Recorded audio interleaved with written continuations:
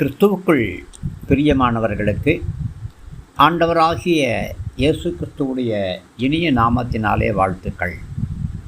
இந்த நாளின் தியானத்திற்காக நாம் எடுத்துக்கொண்ட வேத பகுதி ரூத்துடைய புஸ்தகம் 3ஆம் அதிகாரம் 11ஆம் வசனம். இப்பொழுதும் மகளே, நீ பயப்படாதே, உனக்கு வேண்டியபடியெல்லாம் செய்வேன். நீ குணசாலி என்பதை என் ஜனமாகிய ஊரார் எல்லோரும் அறிவார்கள். நீ பயப்படாதே, உனக்கு வேண்டியபடியெல்லாம் செய்வேன். பிரியமானவர்களே, ஒரு தைரியப்படுத்தக்கூடிய, உற்சாகப்படுத்தக்கூடிய வார்த்தை. 10ஆம் வசனத்திலே போவாஸ் ரூத்திடம், மகளே, நீ கர்த்தரால் ஆசீர்வதிக்கப்படுவாயாக என்று சொல்லுகிறார். பிரியமானவர்களே, போவாஸ் ரூத்தை ஆசீர்வதிக்கிறார். தன்னுடைய சுதந்திரவாளியின் உரிமையை அவர் புரிந்து கொள்கிறார். உறவின் முறை மீட்பின் பிரகாரம் தான் செய்ய வேண்டிய கடமைகளை செய்ய முன்வருகிறார். பிரியமானவர்களே, போவாஸ் ரூத்தை அழைக்கும் பொழுது அவளை மகளே என்று அழைக்கிறார். போவாஸுக்கு ரூத்தின் மீது அன்பு இருக்கிறது, மரியாதை இருக்கிறது. என்ன காரணம்? ரூத் ஒரு கற்புள்ள ஸ்திரீ. அவள் தன்னுடைய சொந்த தேசத்தை விட்டு தன் மாமியாரோடு கானான் தேசத்துக்கு வந்திருக்கிறாள். ரூத்துக்கு ஆதரவாய் இருக்க வேண்டும் என்று போவாஸ் தீர்மானம் பண்ணுகிறார். பிரியமானவர்களே, நாமும் இந்த உலக சிற்றின்பங்களை விட்டு, உலக காரியங்களை விட்டு தேவனுடைய ராஜ்யத்தை தேடும் பொழுது ஆண்டவராகிய கர்த்தர் நமக்கு ஆதரவாய் இருக்க வேண்டும் என்று தீர்மானம் செய்து நமக்கு ஆதரவாய் இருப்பார். போவாஸ் ரூத்தை ஆசீர்வதிக்கும் பொழுது, உன் செய்கைக்கு தக்க பலனை கர்த்தர் உனக்கு கட்டளையிடுவாராக என்று சொல்லுகிறார். ஆம் பிரியமானவர்களே, நிச்சயமாகவே முடிவு இருக்கிறது. இதோ சீக்கிரமாய் வருகிறேன். அவனுடைய கிரியைகளுக்கு தக்கதாக நான் அளிக்கக்கூடிய பலன் என்னோடு கூட வருகிறது என்று ஆண்டவராகிய கர்த்தர் சொல்லியிருக்கிறார். ஆம், போவாஸை தன்னுடைய அழகினால் மயக்க வேண்டும் என்று ரூத் நினைக்கவில்லை. அல்லது போவாஸுக்கு ஆசை வார்த்தைகளை சொல்லி அவரை வஞ்சித்து அவரை திருமணம் செய்து கொள்ள வேண்டும் என்றும் ரூத் நினைக்கவில்லை. ரூத் போவாஸிடம், நீர் சுதந்திரவாளி என்று சொல்கிறாள். இந்த சுதந்திரம் ரூத்தின் மாமனாகிய எலிமெலேக்கின் மூலமாக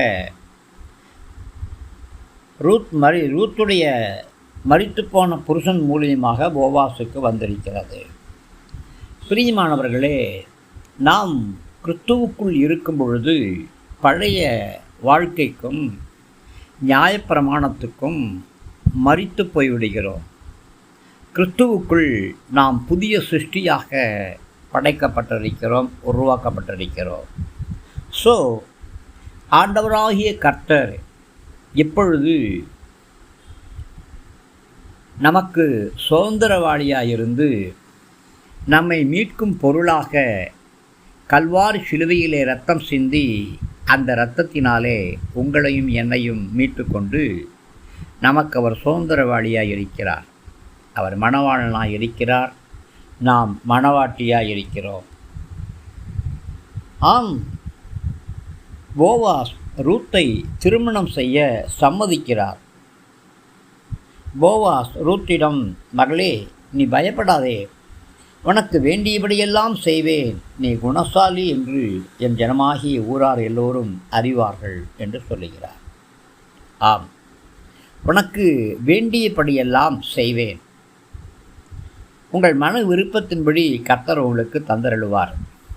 உங்களுடைய ஆலோசனைகள் எல்லாவற்றையும் கர்த்தர் நிறைவேற்றி தருவார். ஆம், கர்த்தருக்கு சித்தமானது அவருடைய கரத்தினாலே வாய்க்கும். உங்களுக்கு என்ன தேவையாக இருக்கிறது? கிறிஸ்துவுக்குள் தேவ சித்தத்தின்படி நீங்கள் எதெல்லாம் கேட்குறீங்களோ அதெல்லாம் தேவன் உங்களுக்கு செய்வார். இயேசு உங்களுக்கு செய்வார்.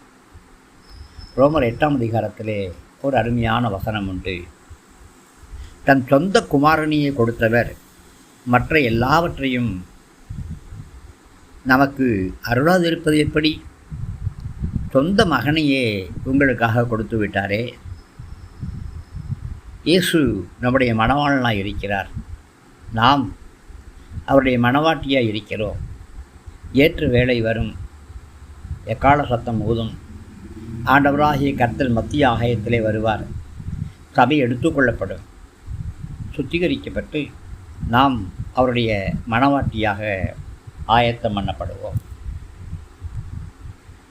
போவாஸ் தன்னுடைய உறவின் முறைக்கு உண்டான மீட்பின் கடமையை நிறைவேற்றும்படி வாக்கு பண்ணுகிறார்.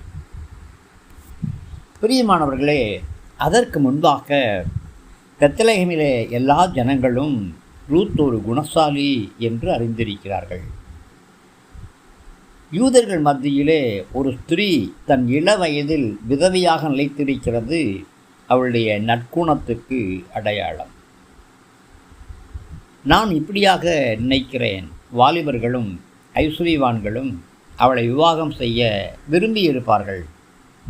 ஆனால் ரூத் அவர்களை விவாகம் பண்ண விரும்பவில்லை. சுதந்திரவாளியான போவாஸ் தன்னை விவாகம் செய்ய வேண்டும் என்று விரும்புகிறாள். பிரியமானவர்களே, நாமும் கூட அப்படித்தான். உலகத்தின் பின்னால் போகாதபடி கிறிஸ்துவின் பின்னால் போய் நாம் கிறிஸ்துவினுடையவர்களாக இருக்கும் பொழுது நம்முடைய சுதந்திர வீதத்தை ஆண்டவராகிய கர்த்தர் அங்கீகரித்து ஆசீர்வதித்து கொடுக்கிறார். ஒரு சாட்சியின் வாழ்க்கை. பரிசுத்த ஆவியானவர் உங்களிடத்தில் வரும்பொழுது நீங்கள் பலனடைந்து எருசலேமிலும் யூதாவிலும் சமாரியாவிலும் உலகத்தின் முடிவு பரியந்தம் எனக்கு சாட்சிகளாய் இருப்பீர்கள் என்று ஆண்டவராய கர்த்தர் சொல்லியிருக்கிறார். நீங்கள் ஜீவனுள்ள சாட்சிகள், ஜீவனுள்ள தேவனுடைய குமாரனுடைய சாட்சிகளாய் இருக்கிறீர்கள். அன்றைக்கு ரூத் எப்படி பெத்லகேமிலே ஒரு சாட்சியாக இருந்தாலோ அதே போல இந்த உலகத்திலே கர்த்தர் உங்களையும் என்னையும் சாட்சியாய் வைத்திருக்கிறார். கர்த்தருடைய வருகையின் முடிவு பரியந்தம் இந்த சாட்சியிலே நிலைத்திருப்போம். நமக்கு வேண்டியபடியெல்லாம், உங்களுக்கு வேண்டியபடியெல்லாம் கர்த்தர் உங்களுக்கு செய்வார். கர்த்தர் உங்களை ஆசீர்வதிப்பாராக. கிருபை கூட இருக்கட்டும். ஆமேன், ஆமேன்.